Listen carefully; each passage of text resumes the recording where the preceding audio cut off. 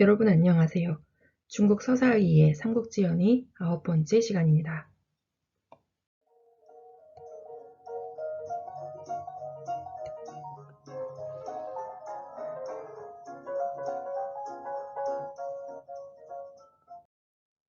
이번 시간에 공부하면서 생각해 볼 문제입니다. 이번 자세에 배우는 삼국지연의 이야기, 인물 중에서 흥미롭게 느껴지는 것들에 대해 생각해 봅시다. 삼국지연의가 오랜 세월 동안 사랑받는 이유에 대해 생각해 봅시다.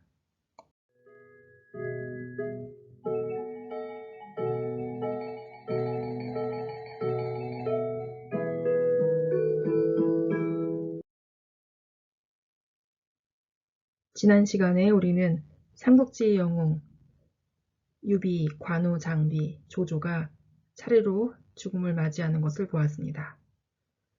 영웅들의 죽음을 안타까워하듯이 신기하고 괴이한 현상들이 나타났죠. 유비가 죽고 유선이 대를 이은 후에 제갈량이 총나라를 지킵니다. 조조가 죽은 후 조조의 아들 조비가 왕위에 오르자 걸출한 책사인 사마의가 조비를 도와서 위나라를 지켜갑니다. 특히 사마의는 어수선한 틈을 사용해서 총나라를 공격할 5가지 계책을 세워놓습니다. 첫 번째로 북방의 선비족 10만 군대를 동원시켜서 서북 쪽에서 총나라를 공격하는 루트. 두 번째로 남쪽에 맹주인 맹획을 부추겨서 남쪽으로부터 총나라를 공격하는 루트. 세 번째로는 동쪽의 오나라와 동맹을 맺고 오나라 군대가 동쪽에서 총나라를 공격하는 루트. 네 번째로는 총나라에서 투항한 장수 맹달에게 총나라 지역을 잘 알고 있는 이점을 사용해서 한중 지역을 공격하도록 명령하는 루트. 그리고 위나라 조진이 북쪽으로부터 병력을 이끌고 양평관을 공격하는 루트였죠. 이렇게 5가지 길로 이 총나라를 공격할 계획을 세운 것을 오로 공격 계획이라고 하였습니다.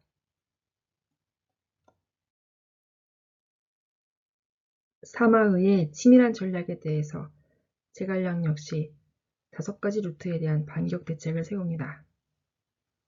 첫 번째로 북쪽의 선비족이 두려워하는 마초와 마대 장군을 배치하여서 막을 수 있다고 하였습니다. 두 번째로 남쪽의 맹획의 공격은 본래 남방 사람인 위원 장군을 배치하여서 대처합니다. 세 번째로 동쪽의 오나라의 공격은 외교가 등지를 보내어서 오나라와 동맹을 맺음으로써 해결할 수 있습니다. 넷째로 맹달의 공격은 맹달과 생사지교를 맺은 절친한 친구 이염을 파견하여 서로 대치할 수 있도록 해서 막습니다. 5번째로 조진 장군의 공격은 총나라의 맹장인 조은 장군 부대를 파병하여서 대적하도록 하면 막을 수 있다는 것이었죠. 제갈량은 이렇게 심리전에 기반을 둔 고도의 전략 전술로 싸우지도 않고 승리할 수 있다는 큰 성과를 거두게 되었습니다. 위나라의 군대가 쳐들어왔습니다. 어린 후주는 제갈량을 찾아가서 어떻게 해야 할지 의논을 하죠. 제갈량은 미리 세워두었던 오로의 계책대로 먼저 외교가 등지를 오나라의 송건에게 보냅니다. 송건은 끓는 기름소치를 두고 등지를 위협했지만 등지는 새치혀로 순망치 안에 고사를 들어가면서 총나라와 위나라가 화친해야 한다는 것을 설득합니다.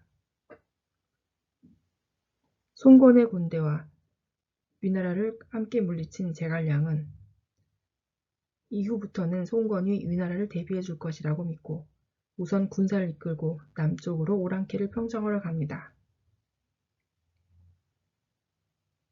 이후 북방으로 위나라를 치러 가기 전에 남쪽 오랑캐인 남만을 방비해 둬야겠다고 생각한 것이죠. 제갈량은 조은, 위연, 마속 등 용맹한 장수들과 50만 대군을 이끌고 남만으로 진격합니다.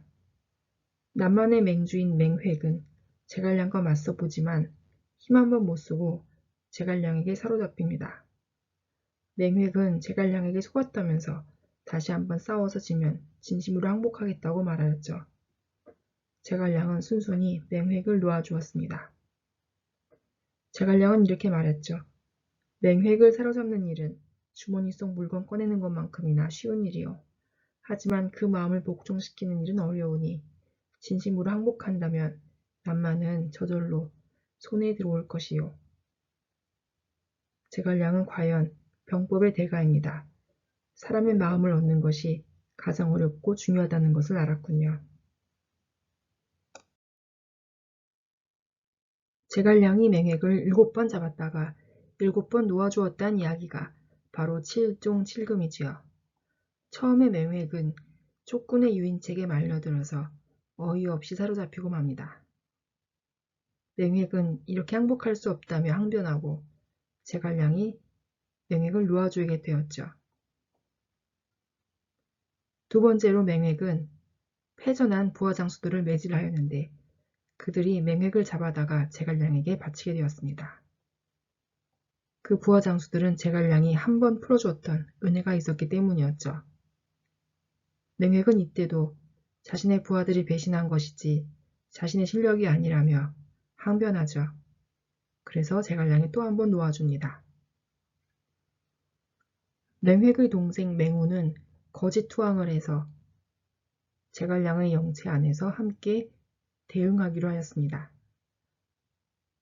하지만 제갈량이 베푼 연회에서 술을 너무 많이 마신 맹우는 그만 취하여 제 시간에 대응하지 못하였죠.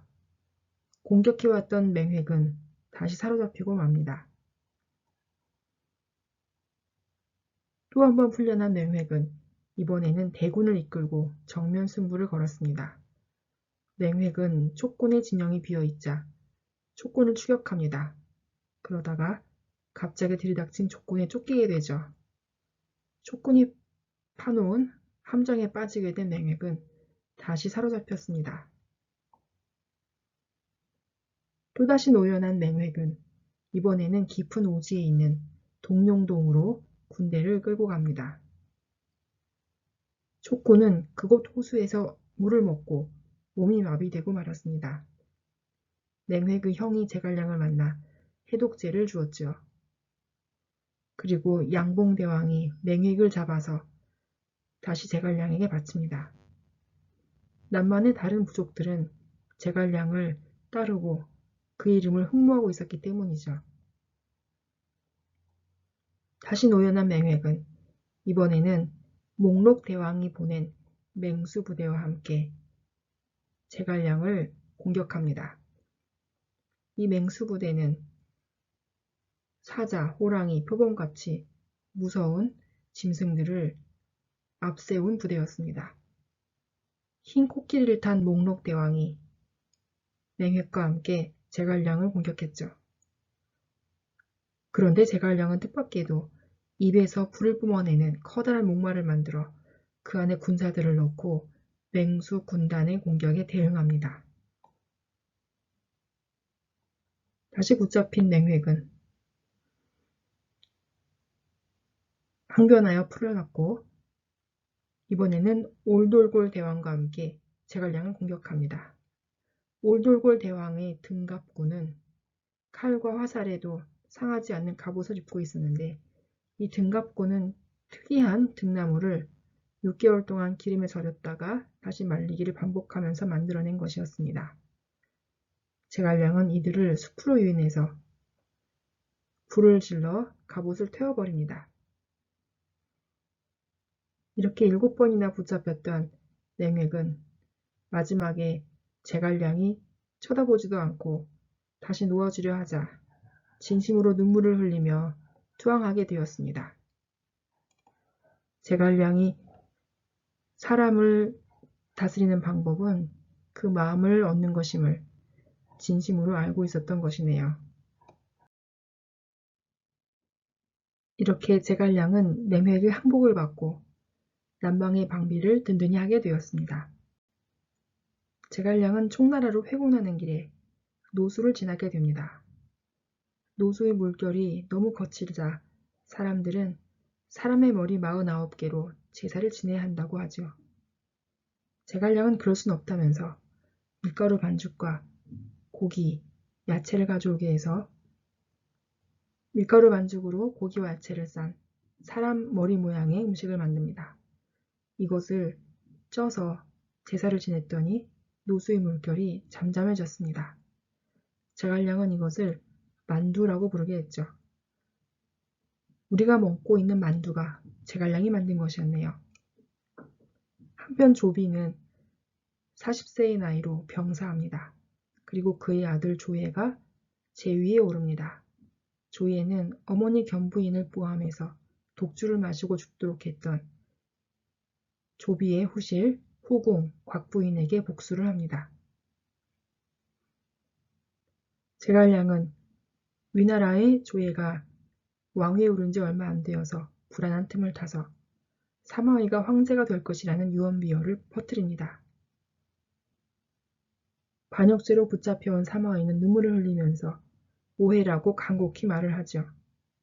조예는 사마의를 죽이지 않고 귀양을 보냅니다.